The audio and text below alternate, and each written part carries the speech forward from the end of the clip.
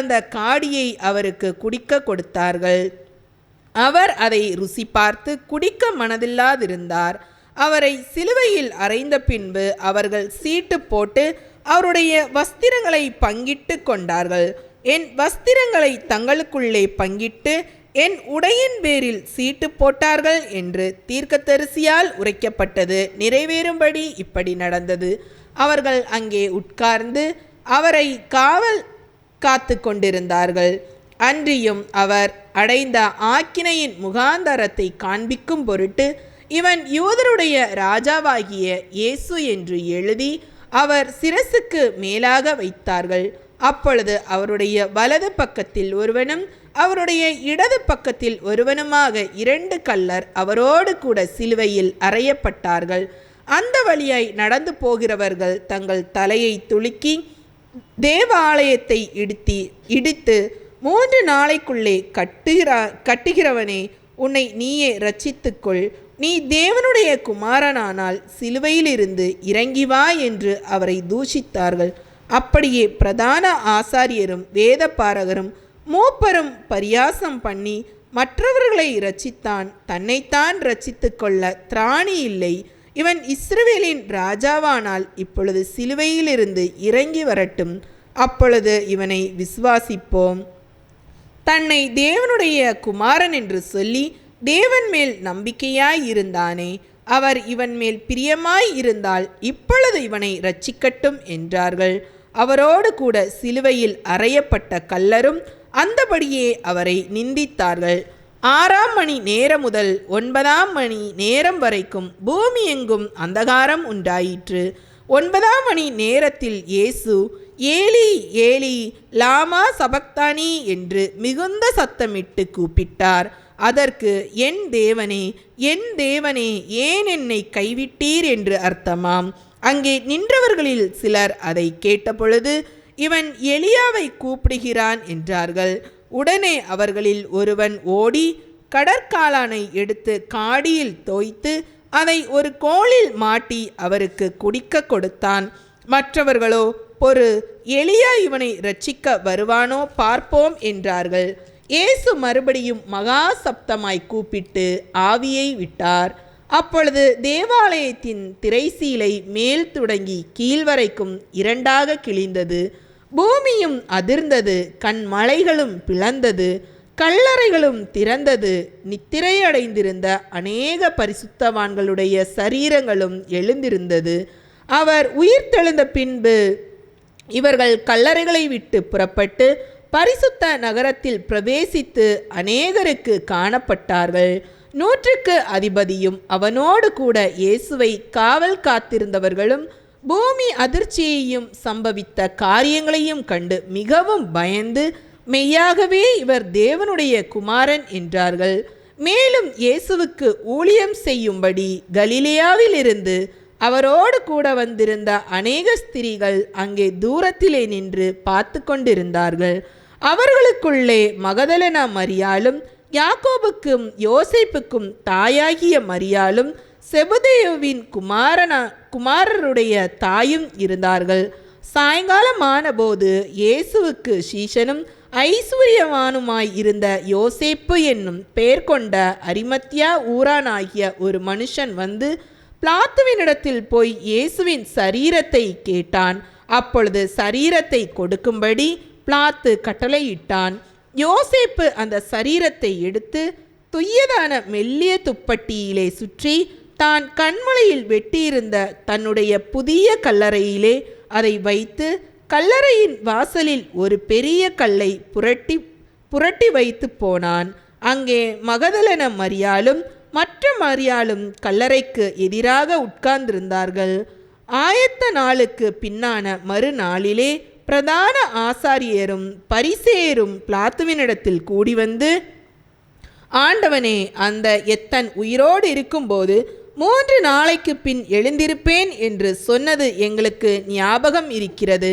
ஆகையால் அவனுடைய சீஷர்கள் ராத்திரியிலே வந்து அவனை களவாய் கொண்டு போய் மரித்தோரிலிருந்து எழுந்தோன் என்று ஜனங்களுக்கு சொல்லாதபடிக்கு முந்தின எத்தனை பார்க்கிலும் பிந்தின எத்து கொடியதாகாதபடிக்கும் நீர் 3 நாள் வரைக்கும் கல்லறையை பத்திரப்படுத்தும்படி கட்டளையிட வேண்டும் என்றார்கள். அதற்கு பிலாத்து, உங்களுக்கு காவல் சேவகர் உண்டே, போய் உங்களால் கூடிய மட்டும் பத்திரப்படுத்தி கொள்ளுங்கள் என்றான். அவர்கள் போய் கல்லுக்கு முத்திரை போட்டு காவல் வைத்து கல்லறையை பத்திரப்படுத்தினார்கள். ஆமேன்.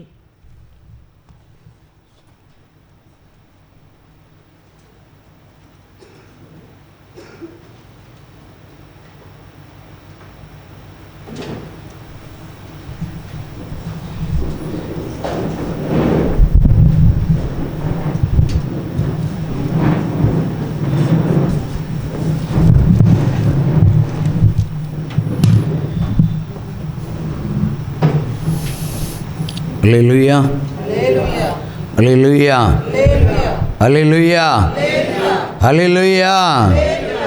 இந்த தெய்வம் நம்ம தெய்வம், மரண பரியந்தம் நடத்திடுவார். இந்த தெய்வம் நம்ம தெய்வம், நல்ல தெய்வம்.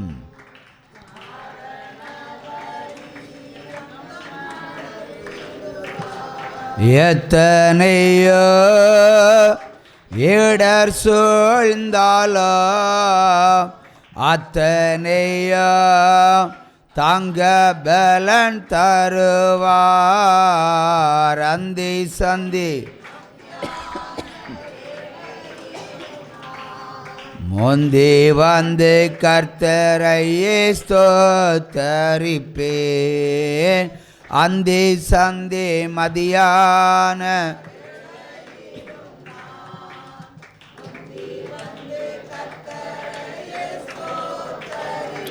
அல்லேலூயா. இந்த குட் ஃப்ரைடே ஆராதனைக்கு வருகை தந்திருக்கிற உங்கள் யாவரையும் ஜீவ ஒளி ஜெபக்கோபுர பொருத்தனை ஊழியங்கள் சார்பாக உங்களை வாழ்த்துகிறேன், வரவேற்கிறேன். உங்களுக்கு சுகமும் சமாதானமும் இந்த நாளிலே மெய்யான ரட்சிப்பும் உங்களுக்கு உண்டாகட்டும். அல்லேலூயா, அல்லேலூயா, அல்லேலூயா. எங்கோ நான் வாழ்ந்தேன், அறியாமல் அலைந்தேன், என் லேசர் தேடி வந்தேன்.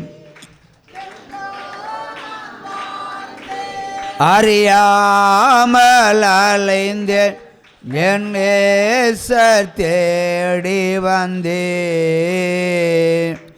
நெஞ்சார அணைத்து முத்தங்கள் கொடுத்து நீழலாயும் என்னை நெஞ்சார அணைத்து முத்தங்கள் கொடுத்து நீழலாய் மாறிவிட்டீர். நன்றி உமக்கே நன்றி என் அப்பா பிதாவே, அன்பான தேவா, அருமை இரட்சகரே.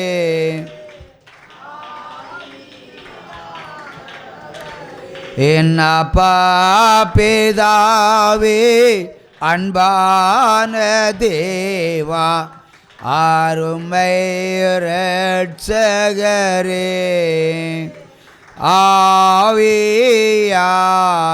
ஆவியானவரே, இரவும் பகலும் ஐயா கூட இருந்து என்னாலும் காப்பவரே. இரவும் பகலும் ஐயா கூட இருந்து என்னாலும் காப்பவரே. மறவாத தெய்வம், மாறாத நேசர், மகிமைக்கு பாத்திரரே.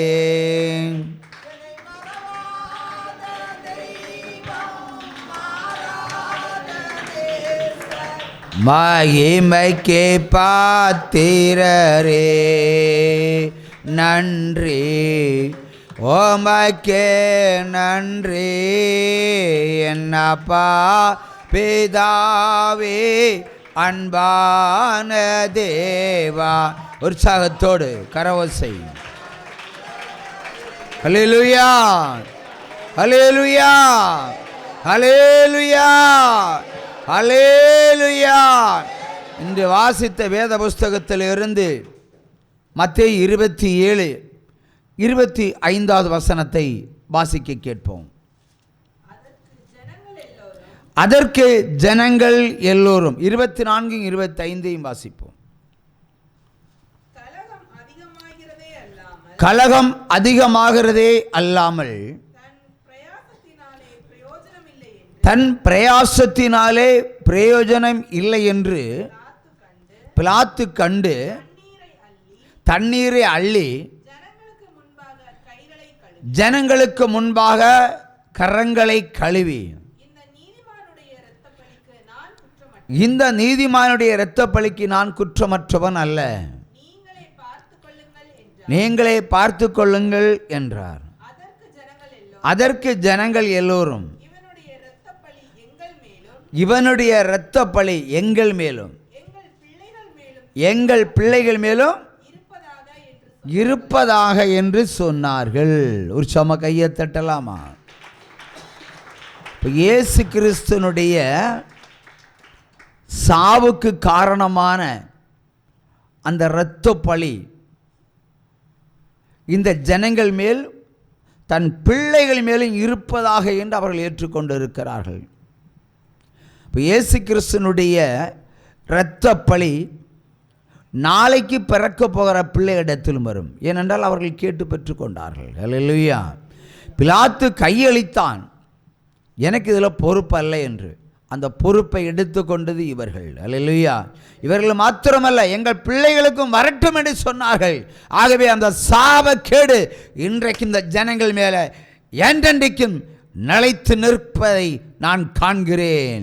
ஒரு சம கையை தட்டி சிங்கக்கேவியோ சூளை நெருப்போ அவர் என்னை காத்திடுவார். சிங்கக்கேவியோ சூளை நெருப்போ அவர் என்னை காத்திடுவார். அவரே என்னை காண்பவர், அவரே என்னை காப்பவர்.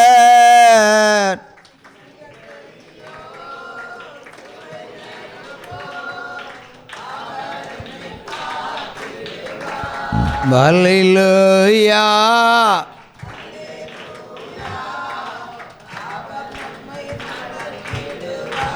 அல்லேலூயா, அல்லேலூயா. அவன் நம்மை உயர்த்திடுவார். அல்லேலூயா, அல்லேலூயா. அதிசயம் செய்திடுவார். சிங்கக்கேவியோ சூளை நெருப்போ அவர் என்னை காத்திடுவார். உற்சாகமா கையை தட்டி அமருவோம். அமரலாம். தென்காசியிலிருந்து வந்த பையன், பிக்ஸ் வியாதி பிடித்தவன். மேடைக்கு அனுப்புங்க அவனை. நீங்கள் வர வேண்டாம், பையனை மட்டும் அனுப்புங்க. வெளியே போயிட்டானா பிடிச்சிடுவாங்க பிரதர். இப்போ நீங்கள் ஏன் உள்ளே இருக்கீங்க? நீங்களும் வெளியே போக வேண்டியது தானே?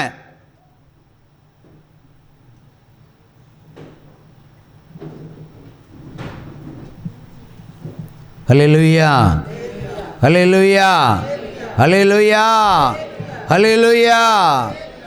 வருத்தப்பட்டு பாரம் சுமப்பவரே வருவீர், இயேசுவிடம் இளைப்பாற. வருத்தப்பட்டு பாரம் சுமப்பவரே வருவீர், இயேசுவிடம் இளைப்பாற. ஆமென். வாசித்த வேத புஸ்தகத்திலிருந்து உங்களுக்கு பிரியமான வேத வசனங்கள் ஒரு சிலவற்றை தியானித்து முடிக்கலாம். உங்களுக்கு பிடித்தது இல்லை புரியாதது இல்லை தெரியாதது ஏதாவது வசனங்கள் இருந்தால் சொல்லலாம். அதன் அடிப்படையில் இன்றைய பிரசங்கம். அல்லேலூயா. உங்களுக்கு பிடித்த வேத வசனம் ஏதாவது 4:27